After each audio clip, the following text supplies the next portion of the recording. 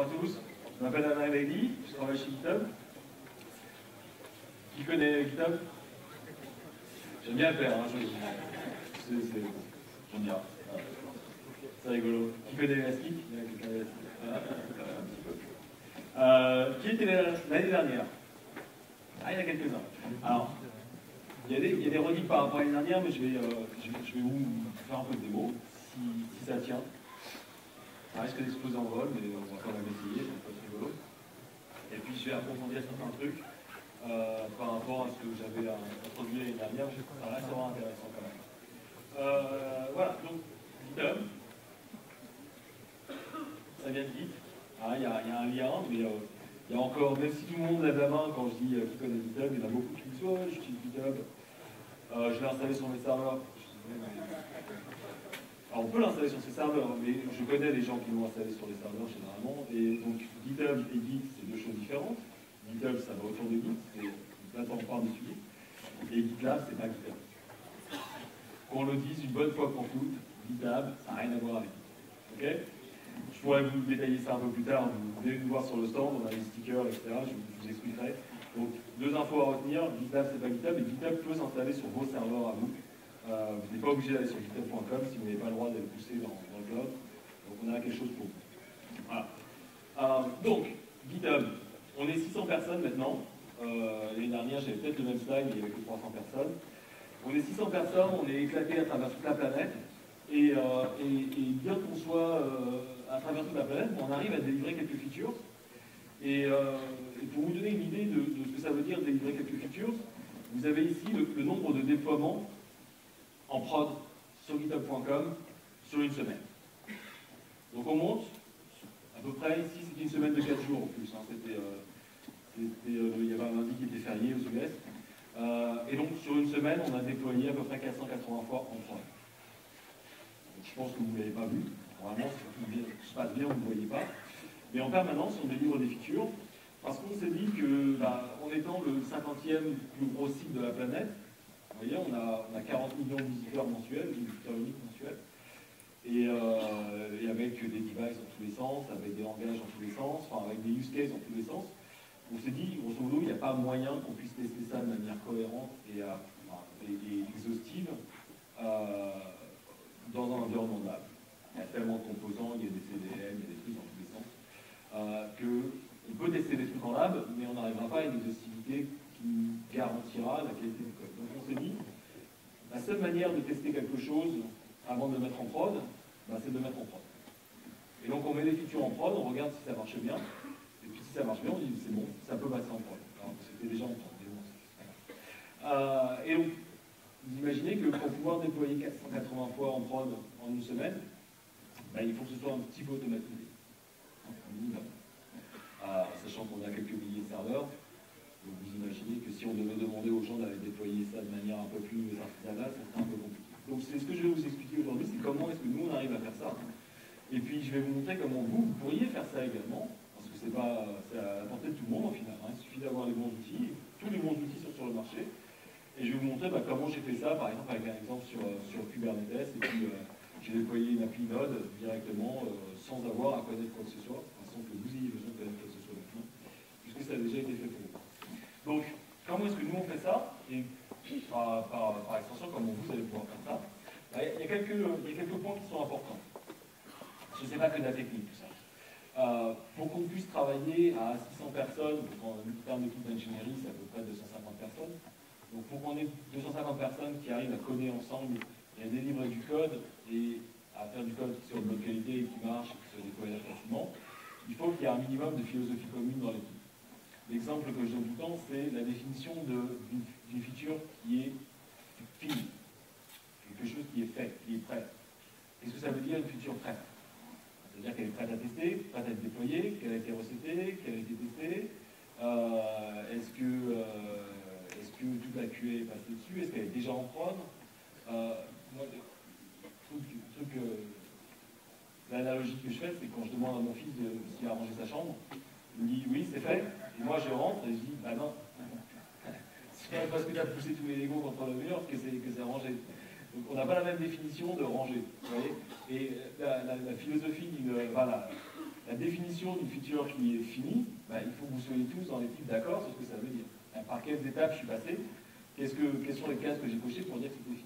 On a d'autres trucs aussi comme ça. On est dispatché à travers la planète. Vous avez vu tout à l'heure, j'avais des gens un peu partout. J'en avais dans une équipe, je peux avoir un gars qui est à Hawaï, une nana qui est à San Francisco et un troisième qui est à Sydney, par exemple, dans la même équipe. Alors eux, les réunions autour de la machine à café, c'est compliqué. Ils n'ont pas la même machine à café. Et en plus, même les conf calls, c'est impossible. Vous n'avez pas le même fuseau horaire, enfin, vous avez des écarts de fuseau horaire qui sont tels que si je mets les trois dans un call, il y en a un qui va devoir rester debout jusqu'à 2 h du matin, et puis l'autre, il sera peut-être 20 h 30, et puis le troisième, ce sera midi. Mais vous voyez, c'est pas facile. Donc on a un besoin de ce qu'on appelle la communication asynchrone. Donc il faut qu'on puisse travailler ensemble sans avoir des échanges en face-to-face. Et donc ça c'est vrai, et c'est évident pour tout le monde quand on est dispatché comme ça sur la planète. Mais en fait, chez GitHub, dès le premier jour, quand il n'y avait que 4 employés, qui étaient tous dans la même salle, eh ben, ils travaillaient quand même avec ce mode de communication asynchrone. La philosophie, c'est de se dire que on n'est pas tous les 600 employés en train de travailler le même jour. Il y en a qui sont en vacances, il y en a qui sont en voyage, il y en a qui sont occupés à faire des choses. Donc, même si vous n'êtes qu'une petite équipe de dev, vous avez les mêmes problématiques. Il y en a qui ne sont pas forcément là ce jour-là. On fait une décision, on prend une décision parce qu'on en a discuté autour de la machine à café, parce que nous, on peut y aller, on peut aller autour de la machine à café. Bah, ceux qui n'étaient pas là ce jour-là, ils ne vont pas comprendre pourquoi vous avez pris cette décision-là. Il va falloir que vous les débriefiez après. Les équipes, elles sont flexibles. Il y a des gens qui viennent, il y a des gens qui partent. Celui qui arrive dans votre équipe dans 2 semaines, qu'est-ce qu'il va avoir comme information sur tous les choix techniques que vous avez faits? Pourquoi vous avez choisi tel framework? Pourquoi vous avez décidé d'avoir tel workflow? Toutes ces informations-là, quand vous arrivez dans une équipe et que vous ne les avez pas, c'est super compliqué. En fait. Et vous mettez énormément de temps à vous sentir à l'aise dans l'équipe parce que vous avez besoin de récupérer non seulement le comment ils fonctionnent, mais pourquoi aussi pourquoi est-ce qu'on fonctionne comme ça. Tout ça, c'est important. Et donc, l'idée derrière ça, c'est que pour nous, tout doit être écrit. Si quelque chose n'est pas écrit, il n'existe pas. Et on va même plus loin, c'est tout doit avoir une URL. S'il n'y a pas une URL pour quelque chose, ça n'existe pas. Dans GitHub, tout a une URL. Si vous regardez, si vous baladez, si vous faites un diff, si vous allez sur le pull request, vous regardez un commentaire, le commentaire, il a une URL à lui. Vous pouvez prendre l'URL, vous l'envoyer à quelqu'un d'autre, il arrivera directement dans la page, au commentaire en particulier. Pareil pour un diff, pareil pour une ligne de code, tout a une URL. Et donc, toutes nos discussions en interne, elles ont une URL. Je vais vous montrer la conséquence de ça. Et évidemment, on utilise du continuous delivery, on utilise quelque chose qui s'appelle ChatOps. ChatOps, je reviendrai là-dessus, je vais vous montrer en live à quoi ça correspond. Et l'idée du ChatOps, c'est de faire du DevOps à travers un client de chat.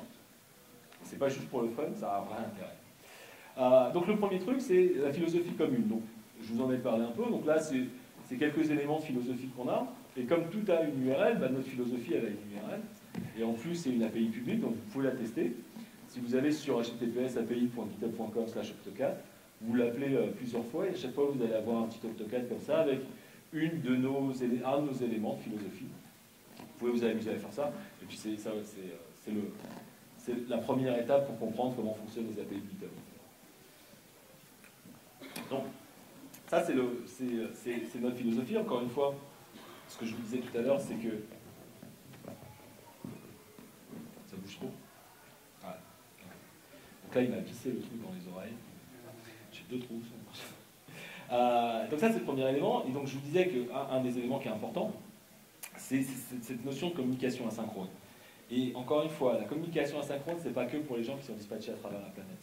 Pour moi, c'est un truc qui est super important. Il y a des gens qui ont fait des recherches là-dessus et qui ont évalué le coût d'une interruption. Une interruption, c'est quand il y a un gars qui arrive, vous êtes en train de coder, il arrive, et en fait, on l'a livré le truc. Ça m'a pris... L'échange a pris 20 secondes, tout. Et ils ont évalué que ça vous prenait 15 minutes pour revenir à votre flux de développement dans lequel vous étiez avant. Vous mettez 15 minutes à recoder. D'accord? Donc le nombre de fois où on vous dit en fait, tu l'as fait le truc là? 15 minutes. 15 minutes à chaque fois. Ça peut varier, ça peut dépendre de la complexité de ce que vous étiez en train de faire, etc. Mais ça vous donne une moyenne assez intéressante. Et je pourrais vous donner les articles, hein, les études qui sont derrière, c'est assez pointu. Et donc vous voyez le temps que vous perdez parce que vous êtes interrompu en permanence, parce qu'on vous pose des questions auxquelles qui ne sont pas intéressantes pour vous, a priori, et qui vous font perdre le fil de ce que vous étiez en train de faire. Alors on se dit, on va faire des réunions, on va planifier des réunions. Comme ça, on pourra se dire tout ce qu'on a à se dire, et après on peut travailler. Mais en fait, ils ont vérifié aussi. Et le coût d'une réunion, ça peut être encore plus important. Typiquement, vous allez dans des réunions, c'est pas forcément pour vous, c'est plutôt pour vous, c'est plutôt vous qui donnez de l'information aux autres que vous qui prenez de l'information de la part des autres dans la plupart des cas. Et ce qu'ils ont vu aussi, c'est que le développeur a une manière d'organiser sa journée qui est différente de celle du manager. Le manager, il passe d'une réunion à une réunion. Il s'en fout. Il suffit d'avoir un slot, on a une réunion, c'est pas grave, quoi. Tandis que le développeur, lui, il a besoin de blocs consécutifs de temps pour aller profondément dans un problème et adresser des problèmes qui peuvent être compliqués. Et vous savez très bien, quand vous développez, avoir 3 blocs d'1 heure, c'est pas pareil que d'avoir 3 heures. Vous n'allez pas adresser les mêmes tâches si vous avez 3 heures consécutives que si vous avez des petits morceaux d'1 heure par-ci par-là. C'est pas du tout la même chose. Et donc, il y a cette confrontation entre ce qu'ils appellent l'agenda du manager et puis l'agenda du développeur. Donc tout ça, c'est des réflexions qu'il faut avoir sur comment nous, on s'organise ensemble pour travailler et comment on récupère du temps de codage. C'est ça le truc, c'est ça. C'est pas être plus productif, c'est pas chier plus de lignes de code, etc. C'est juste être plus productif dans le sens où je vais pouvoir enfin me concentrer et faire du travail plus rapidement, de manière plus agréable et avec une qualité meilleure. Et donc, toutes nos réflexions chez GitHub, dans la manière dont on fait nos outils, dans la manière dont on travaille, avec cette communication asynchrone, mais avec tous les outils qu'on crée derrière, parce qu'évidemment, on utilise GitHub pour faire GitHub, sont orientées vers ces... elles ont ces idées en background. Donc, pour travailler, par exemple, si vous pensez non-interruption, communication asynchrone, etc., on communique uniquement par issue. On ne s'envoie jamais d'email. On ne s'envoie jamais d'email. L'email, c'est le meilleur moyen de perdre une information. Vous la mettez dans un email, vous l'envoyez à quelqu'un, vous êtes sûr que dans 6 mois, on a perdu l'info. Ou alors, c'est disséminé, il y a eu du bruit qui s'est rajouté, et on ne sait plus de quoi on parlait. Donc, on ne travaille que par issue. J'ai besoin de dialoguer avec mon collègue, je vais créer une issue, je dis, tiens, si on faisait ça, etc. Et l'idée, c'est que c'est public, c'est indexé, c'est visible par tout le monde, c'est visible par les gens qui vont arriver dans la compagnie plus tard. Et puis surtout, quand je vais poser une question, je ne sais pas qui, en fait, je ne sais pas qui a la meilleure réponse à m'apporter. Quand on envoie un email, on sélectionne les gens qui sont potentiellement à même de me répondre. Et donc, j'élimine de la conversation des gens qui ont peut-être une réponse que je ne connais pas. Et puis, j'élimine aussi tous ceux qui sont potentiellement aussi intéressés par ma réponse et qui n'auront pas à reposer la question plus tard.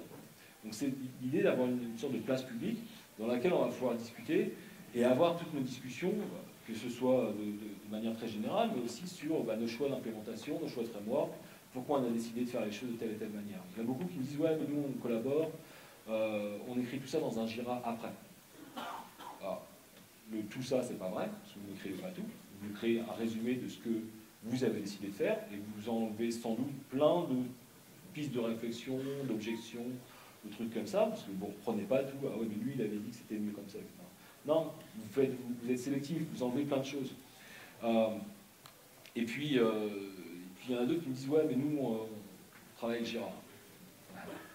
Alors, la collaboration avec Jira, quand je dis, on fait tel framework, ce serait sympa. Ouais, créer un ticket pour ça. Ouais, non, on fait pas non plus.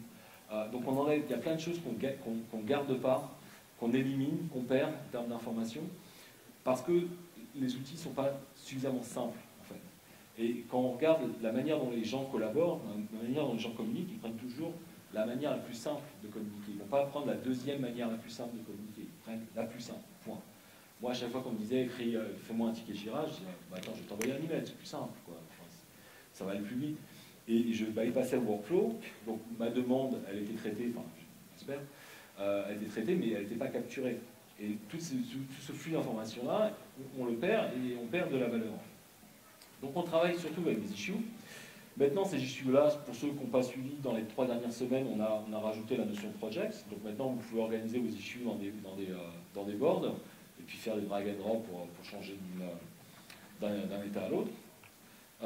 Et puis, on utilise des pull requests. Alors ça, c'est super important. La manière dont vous avez d'utiliser la pull request dans un projet, c'est ce qui va faire que vous allez être super efficace ou pas. Mais c'est vraiment dans la manière d'utiliser, c'est pas le fait que vous l'utilisiez ou pas. Il y en a beaucoup qui l'utilisent, mais qui l'utilisent de manière non optimale, on va dire. L'idée de la pull request, pour ceux qui ne connaissent pas bien, c'est une conversation qu'on attache à une branche. Vous savez, en Git, on crée des branches, j'ai une feature à faire, je vais créer une nouvelle branche, je vais coder dans ma branche, et puis quand je vais pousser ma branche sur GitHub, GitHub va me dire, bah, tiens, est-ce que tu veux créer une pull request? On n'est pas obligé, mais bon, nous on le recommande. Et dans la pull request, je vais pouvoir dialoguer avec mes collègues sur comment on va coder comment on va faire, comment on va coder cette feature-là, quels sont les frameworks qu'on va utiliser, quels sont les changements qu'on va faire dans les bases, etc. Enfin, l'idée, c'est d'avoir ce dialogue avec le reste de l'équipe sur la manière dont on va faire les choses. Et avec ça, on va suivre tous les commits, et puis on va faire aussi ce qu'on appelle la code review. Donc certains ont choisi d'utiliser la pull request, de faire les code reviews, mais de n'ouvrir la pull request qu'à la fin, en disant, je vais faire tout mon code, et quand j'ai besoin d'une validation par mes collègues, je vais créer la pull request, comme ça ils vont faire la code review, et ils vont me dire si c'est bon ou si c'est pas bon. Donc le faire à la fin, ça veut dire que j'ai pris tous mes partis pris, en fait tous mes choix, je les ai fait de mon côté, je ne les ai pas communiqués avec le reste de l'équipe. Et puis à la fin, je leur demande de relire un truc dont ils ne savent pas trop au final quel est l'objectif. D'accord? Puisque je ne leur ai pas expliqué en avance de phase à quoi ça servait. Donc nous, ce qu'on vous propose, c'est d'utiliser la pull request, bien évidemment, mais d'ouvrir au début. Faire quelques commits, genre je change un readme, et dès que j'ai commencé à faire du code, ben, je suis dans une pull request, et avant de faire vraiment ce code, j'ai expliqué à tout le monde ce que j'allais faire. Comme ça, à la fin, quand je leur demande de faire une code review, eh ben, on a déjà initialisé la discussion, on a déjà eu des échanges, et ils savent exactement où je veux en venir. Ils ne sont pas surpris que j'ai modifié tel et tel fichier, par exemple, parce que j'avais expliqué que bah, ça avait des impacts à tel endroit, que mon processus de livraison, ça serait ça, que je vérifierais tel impact sur ça, et ça. Et donc, immédiatement, quand ils voient le code que j'ai créé, ils savent quel était mon cheminement de pensée, et ça va beaucoup plus vite.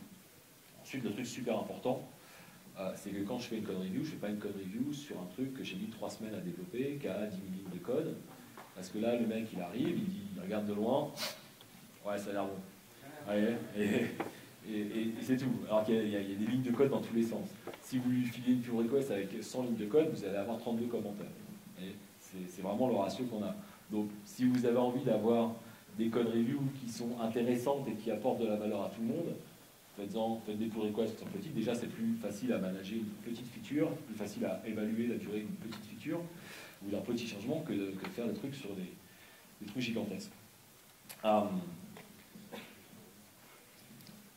Ensuite, vraiment, pour ceux qui n'utilisent pas encore le mécanisme de pull request, vous l'avez dans tous les produits aujourd'hui qui sont autour de Git. Celle de GitHub est bien mieux, évidemment. Mais c'est super important. Enfin, c'est ce qui va faire que votre qualité va augmenter. Parce que c'est génial, parce que vous avez des seniors qui peuvent, grâce à ça, aider les juniors. Vous avez des juniors qui vont quand même faire des code reviews sur les seniors, parce que comme ça, ils vont apprendre des choses de la part des seniors. Et puis, tout le monde va connaître la code base complète de l'application. Et c'est plus genre, Jean-Louis il est en vacances, il y a un bug dans son code, il revient dans 2 jours, donc on va vivre avec le bug pendant 2 jours, parce que le temps que je apprenne son code et que je le comprenne, il sera revenu de toute façon. C'est pas grave, si ça bug, on va attendre 2 jours. Non, on fait plus ça. Et en plus, il y a un mécanisme d'approbation, donc quand ça part en prod, c'est l'équipe qui l'a approuvé. D'accord? Donc s'il y a un bug, c'est l'équipe qui est responsable. C'est plus, c'est Jean-Louis. Non, c'est tout le monde, on l'a approuvé. Donc en termes de cohésion dans l'équipe, ça change un peu la donne. Donc je vous encourage vraiment à utiliser les pull requests. Et en plus, sur vos pull requests, et c'est ce qu'on fait évidemment chez GitHub, sur vos pull requests, vous allez pouvoir avoir plein de feedback. Vous allez pouvoir remonter plein d'informations. L'idée, c'est d'avoir vraiment tous les outils. Donc vous avez tous vos collègues, mais aussi tous vos outils qui vous remontent de l'information, et notamment l'intégration continue. Jusqu'à présent, vous aviez un Jenkins qui vous disait c'est bon, c'est pas bon. Voilà, c'est rouge ou c'est vert. Vous avez plugué plein de trucs dedans. Sonar, machin, Unit, et vous avez 42 outils, ça vous dit toujours c'est bon ou c'est pas bon. Alors, ok, j'ai plugué plein de trucs, mais c'est quoi qui est pas bon alors? Et ben en fait, vous pouvez, dès aujourd'hui, un peu modifier votre intégration continue pour lui dire de remonter des informations à la fin de l'exécution de chaque plugin. Et donc, quand vous avez un truc qui n'est pas bon, vous savez ce qui n'est pas bon. Donc nous, on a divisé notre système pour avoir 15 feedbacks dans la pull request.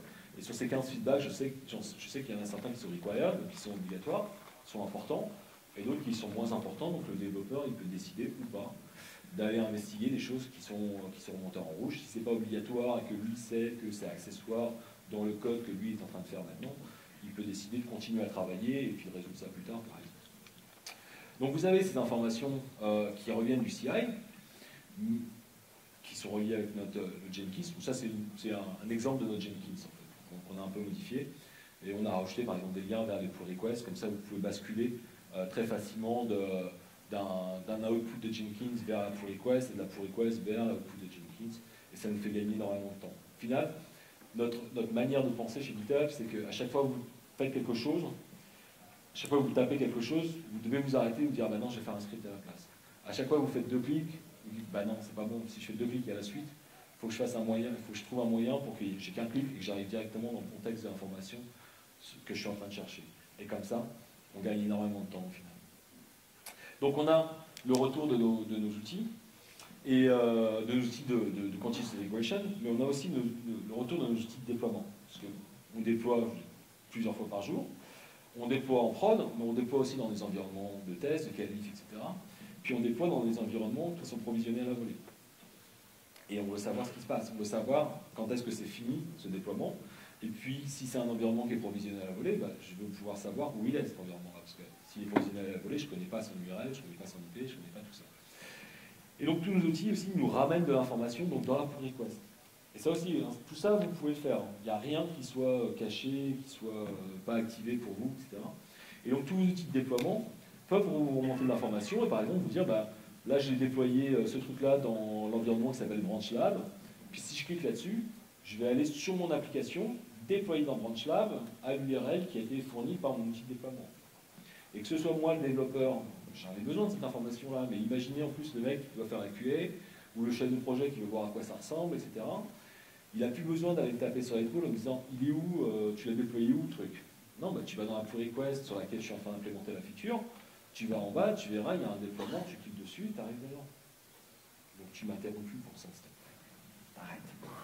T'arrêtes. Et on gagne tout du temps, en fait. Donc, comme j'étais après Microsoft, je me suis dit, il faut que je fasse une petite référence.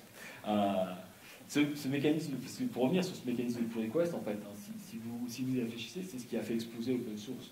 Si vous vous rappelez, il y a une dizaine d'années, des projets open source, vous les comptiez en milliers, pour être sympa. Il y avait Apache, il y avait Eclipse, etc. Mais il y avait quelques grandes fondations, et c'était tout.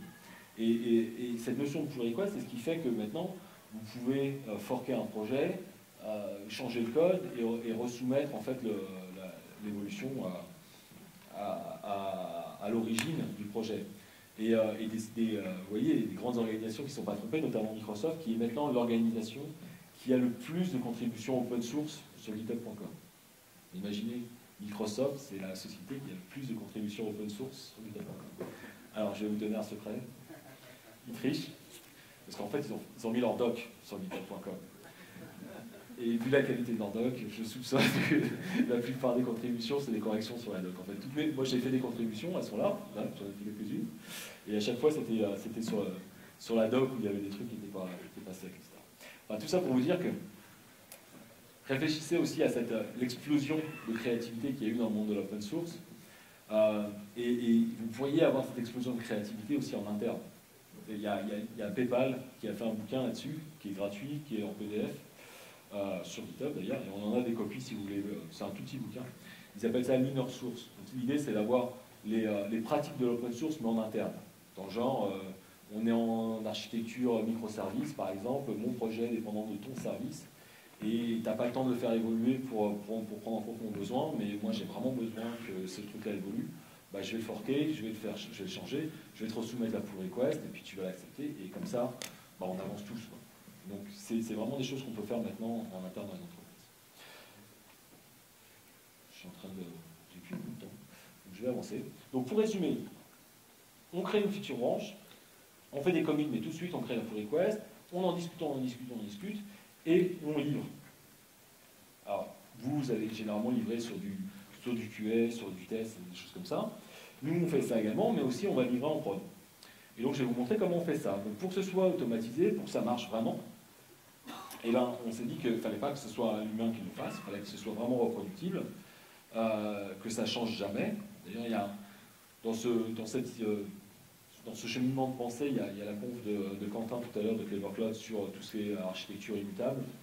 Je vous engage à aller voir, c'est assez sympa, mais c'est totalement les concepts qu'on a nous. On ne va jamais en SSH sur une machine, on ne va jamais faire des modifications à la main.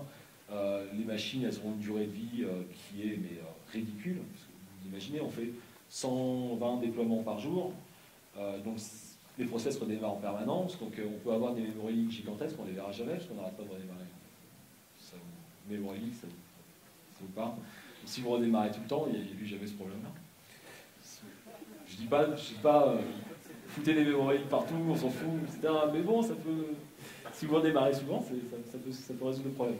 Donc on a Ubot, on a créé ce robot Ubot. Ubot, c'est encore une fois projet open source, vous pouvez le télécharger, vous pouvez l'utiliser.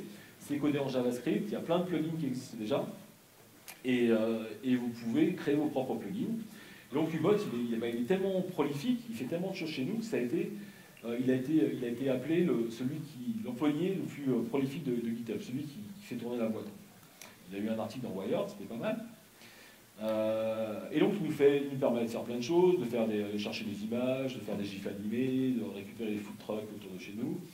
Il nous ramène toutes les informations dont on a besoin, enfin toutes les informations sur les repos qui nous concernent dans Slack. Donc je suis dans Slack et puis je vois, ah tiens, il y a un tel qui a créé une pull request, ah il y a un tel qui a fait un commit. Et comme ça, je n'ai pas besoin d'aller vérifier ce que font les autres, je suis en permanence notifié des évolutions sur notre projet. Et puis, c'est lui qui va nous permettre de faire nos déploiements. Donc quand quelqu'un veut faire un déploiement, le développeur, il ne va pas aller encore une fois sur une fenêtre SSH, il ne va pas faire un truc compliqué, il ne va pas lancer un script avec plein d'arguments. Il va aller dans Slack, et encore une fois, nous on utilise Slack, vous pouvez utiliser autre chose, Ubot sait parler à plein d'outils de chat.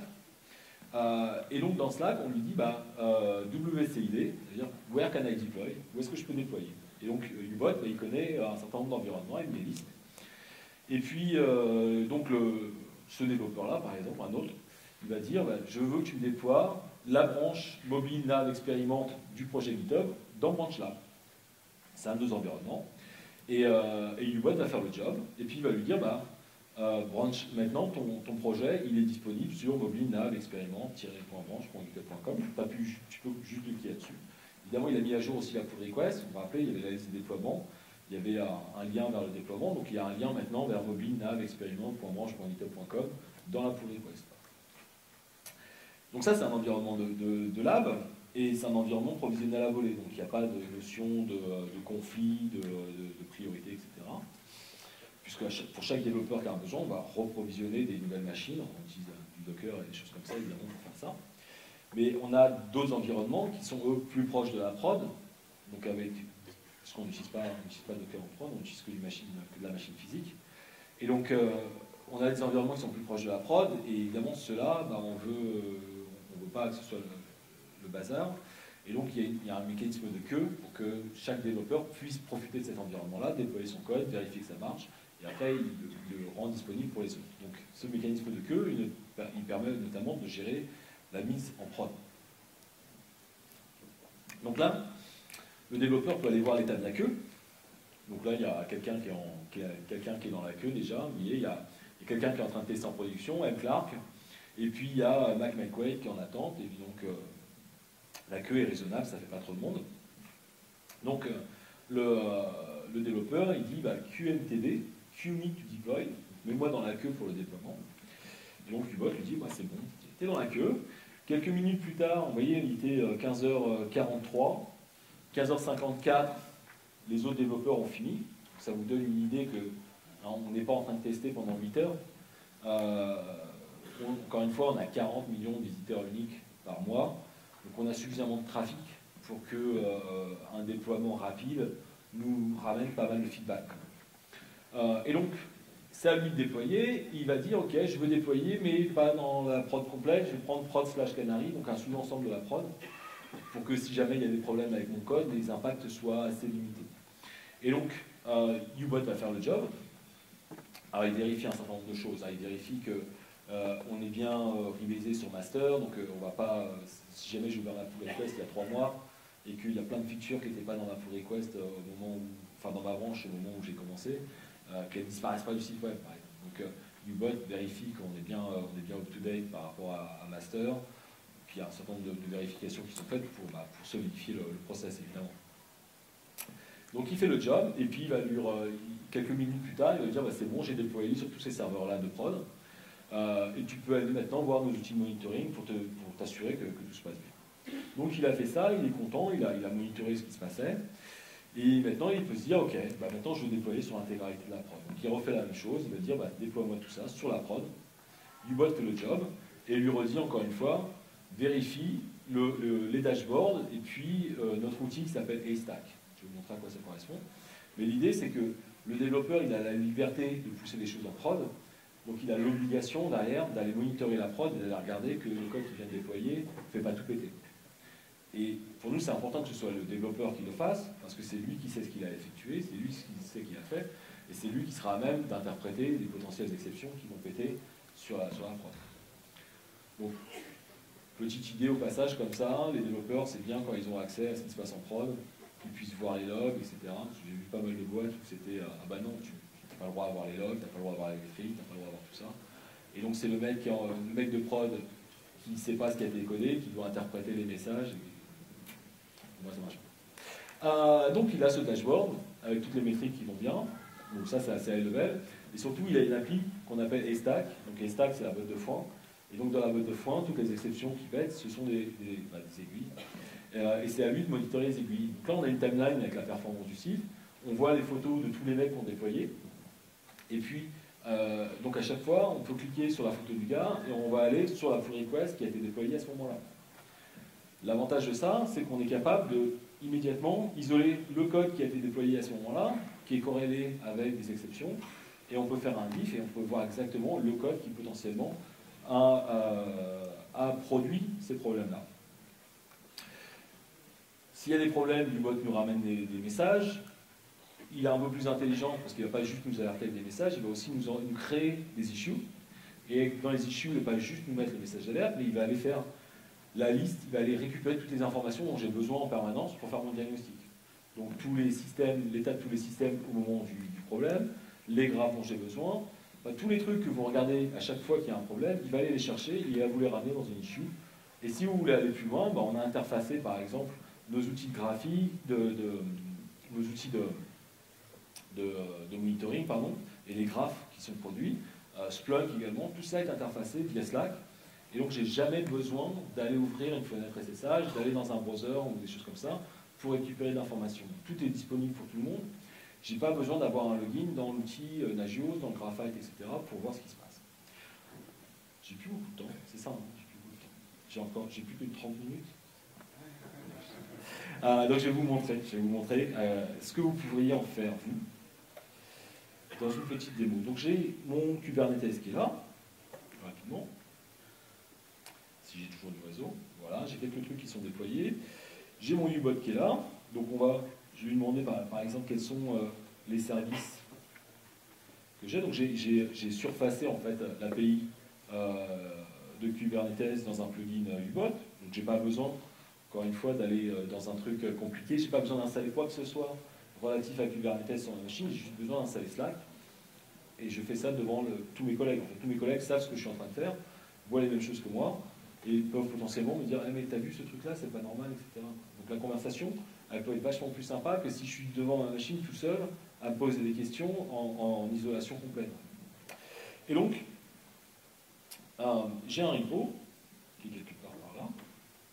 Voilà. J'ai un repo que j'ai équipé avec des hooks pour être notifié d'un certain nombre de choses. Et donc maintenant, quand je vais changer quelque chose, donc je vais changer mon serveur par exemple, mon serveur Node, on va changer, on va faire une modification fondamentale de mon code, on va rajouter des points d'exclamation. On va faire un git commit.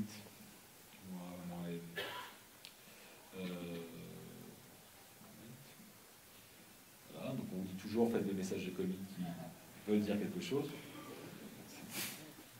C'est super important.